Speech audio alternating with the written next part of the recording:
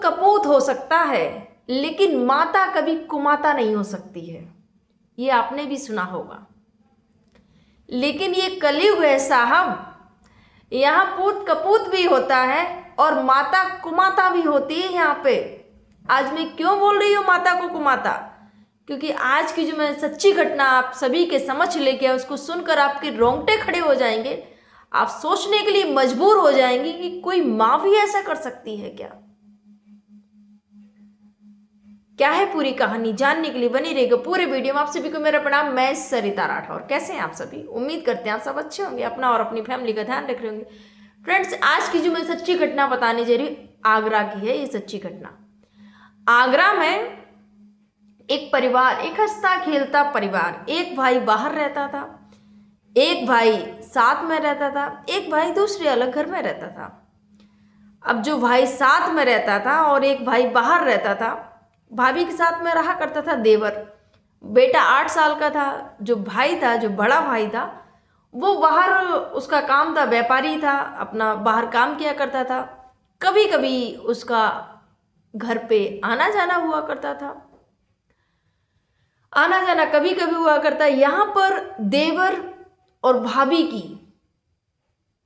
जो नीयत होती है वो बिगड़ जाती है। इसके बाद में जो खेल खेला जाता है वो सुनकर जिसने भी सुना, सच में रोंगटे खड़े होने वाली ये जो घटना आई है सामने। कोई माँ कैसे कर सकती है ऐसा अपने बच्चे के साथ में?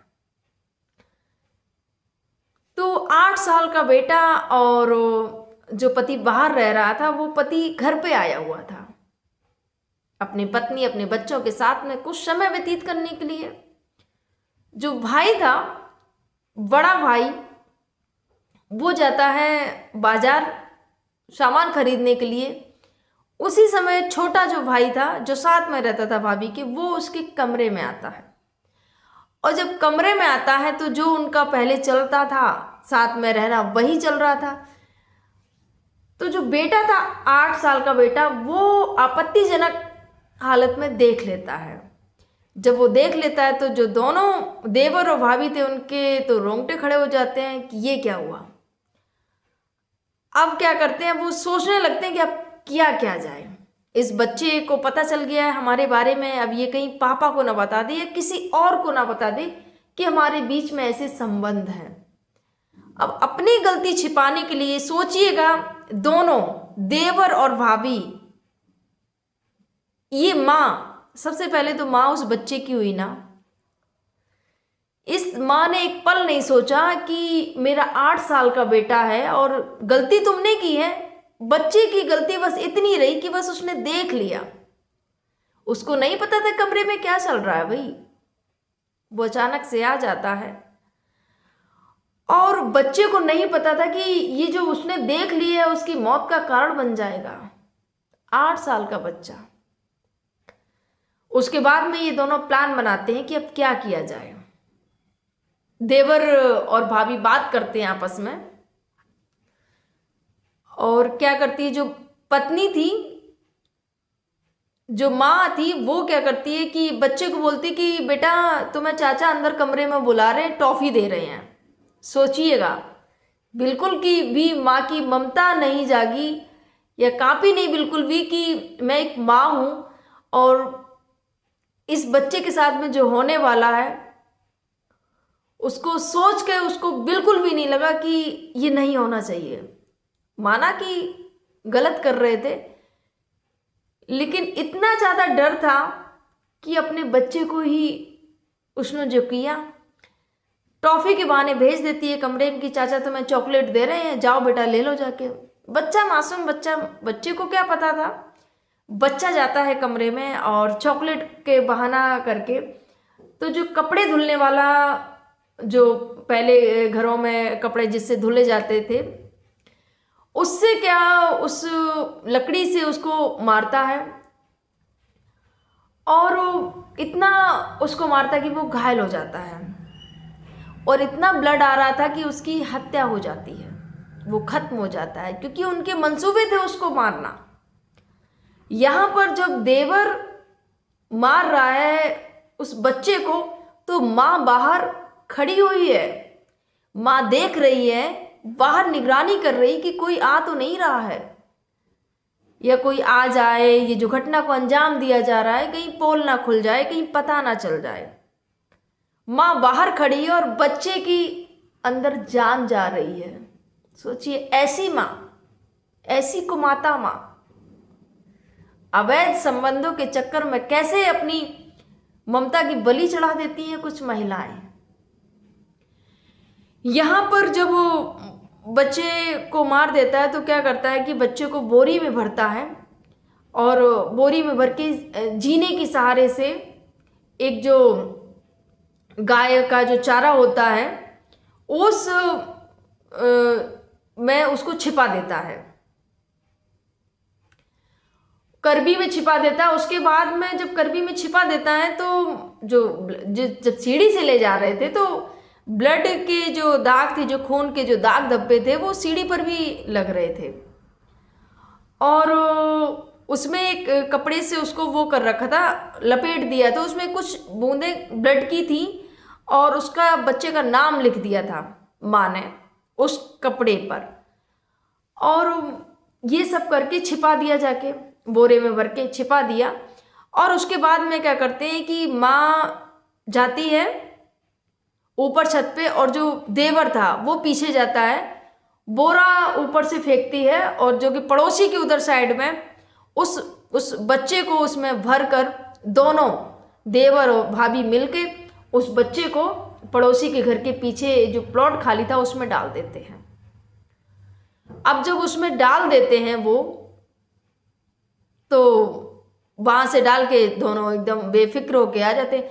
यहाँ पर जैसे ही 7 बजता है, 7 बजे, क्योंकि दोपहर में इस घटना को अंजाम दिया गया, और जैसे ही 7 बजता है तो माँ बोलती है कि बच्चा नहीं मिल रहा है। पिता आते हैं मार्केट से, बोले कि बाबू कहाँ गया, बेटा कहाँ गया। बोले पता नहीं, अभी तो यहीं कहीं खेल रहा था, यहीं होगा।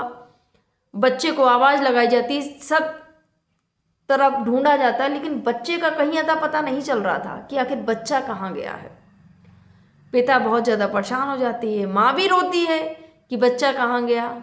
सोचिए, ऐसे ऐसे लोग हैं ड्रामेबाज, घटना को अंजाम देने के बाद में कैसे अनजान बन के घूमते हैं कि जैसे कुछ पता ही नहीं है उनको कि हुआ क्या है। यहाँ पर पिता बहुत ज़्यादा परेशान, दुखी होते हैं, और थाने जाते हैं, FIR दर्ज कराते कि ऐसे करके मेरा बेटा गुमशुदा है, कुछ पता नहीं चल रहा है मेरे बेटे का। पुलिस भी छानबीन करती है, आखिर बेटा गया कहाँ, बच्चा कहाँ गया है, पता कुछ नहीं चल रहा है। इसके बाद में क्या करते हैं कि 2 दिन बाद देखते हैं कि जो बॉडी होती है वो मिलती है, कि जो पता चला कि बदबू आ रही है यहाँ से, क्योंकि 2 दिन में बॉडी थोड़ी सी स्मेल करने लगी थी, महकने लगी थी, बदबू आने लगी थी बॉडी से। तो पता चला जाके कि यहाँ से बदबू आ रही है और बोरे में कुछ भरा हुआ है।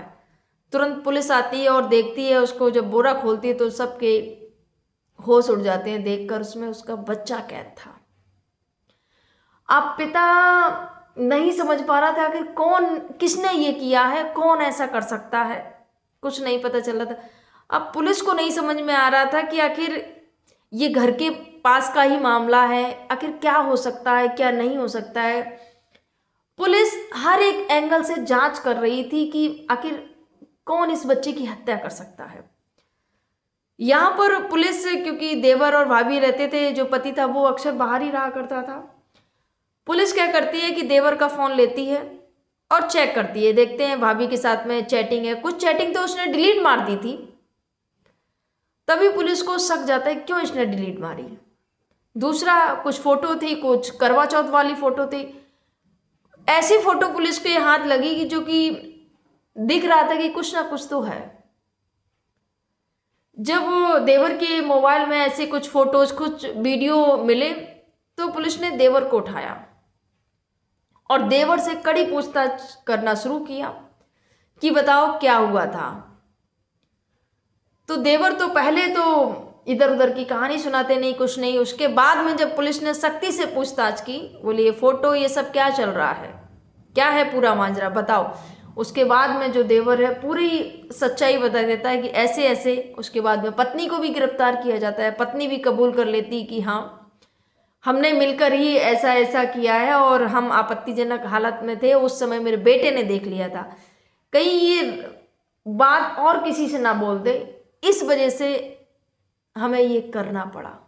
सोचिए कितनी शर्म की बात है कि आप तो एक तो आप गलत कर रहे हो, उसके बाद में आप एक मासूम बच्चे की हत्या कर रहे हो अपने कुकर्मों को छिपाने के लिए कि वो कहीं बता ना दे। मासूम बच्चा था, आपने जो गलती की थी आपको नहीं करनी चाहिए थी। पहली बात तो ये गलती की थी, उस बच्चे को समझाते, उससे बात करते, लेकिन ये नहीं कि उस मासूम की हत्या कर देते आप। और कैसी माँ जो अपने ही बच्चे को खत्म करवा देती है अवैध संबंधों के चलते। इसलिए मैंने बोला कि माता को माता, आज इस माँ ने दिखा दिया कि माता भी कुमाता हो सकती है। आपके क्या विचार हैं कमेंट जरूर करिएगा फ्रेंड्स। फिलहाल दोनों देवर और भाभी दोनों को गिरफ्तार कर लिया गया है, लेकिन जिसने भी ये घटना को सुना सारे के सारे चौंक जाते हैं कि ऐसा भी कोई कर सकता है। सावधान रहिए, सतर्क रहिए, अपना ध्यान रखिए, अपने अपनों का ध्यान रखिएगा। और फ्रेंड्स एक बार बस यही कहूंगी, चरित्रवान बनिएगा। अगर यहां पर चरित्र का हनन नहीं हुआ होता तो शायद इस बच्चे की जान ना गई होती। अवैध संबंधों की बलि चढ़ गया एक मासूम बच्चा जिसकी कोई गलती नहीं थी। आपके क्या विचार है कमेंट जरूर करिएगा। आप सभी को मेरा प्रणाम। जय हिंद, जय भारत, जय सिया राम।